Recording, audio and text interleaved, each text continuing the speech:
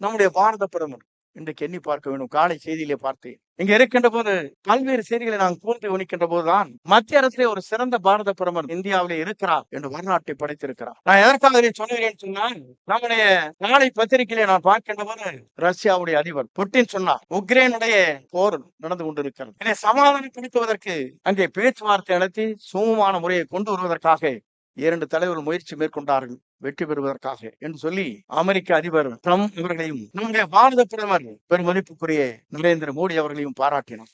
நான் எதற்காக இதை சொல்கிறேன் சொன்னால், யார் நல்லதை செய்கிறார்கள் இவரை பாராட்ட வேண்டும். இன்றைக்கு இந்திய நாடு ஒருமைப்பாடு உள்ள நாடாக இன்றைக்கு வாழ்கிறது என்று சொன்னால் அதற்கு அவரெல்லாம் காரணம். ஆனால் குறிப்பிடுவதற்கு காரணம் நீங்கள் சிந்திக்க வேண்டியதுதான். ஒன்றே நான் உங்களிடத்தில் நினைவூட்ட விரும்புகிறேன். கோவிட்-19 வருகிற போது இந்த உலகத்திலே அதிக மக்கள் தொகையை கொண்டிருக்கிற நம்முடைய நாட்டில் அத்தனை பேருக்கும் தடுப்பூசி இலவசமாக போட்ட வரலாறு இந்த மண்ணிலே இருக்கிறது.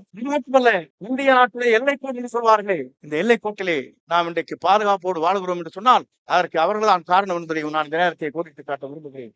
ஓராண்டு காலம் இயங்க முடியவில்லை. அனைத்து மாநிலம் தத்தளித்துக் கொண்டிருக்கிற நேரம். ஆனால் உணவு பஞ்சம் இல்லாமல் நிதியமைச்சர் அதை உருவாக்கி காட்டிய வரலாறு இந்த மண்ணிலே இருக்கிறது.